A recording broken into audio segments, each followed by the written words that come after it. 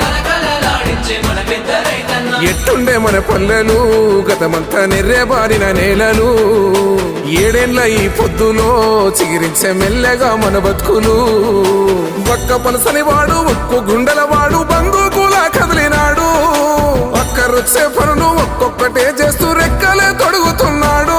పేద తల్లి కంచంలోన పెరుగన్నమైనాడు. అందరినీ ప్రేమించే మన చంద్రశేఖరుడు.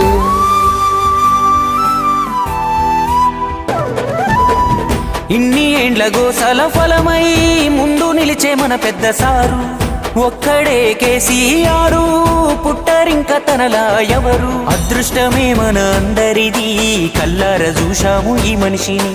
మునుముందు తరములు దైవమని ఆరాధించే మహర్షిని.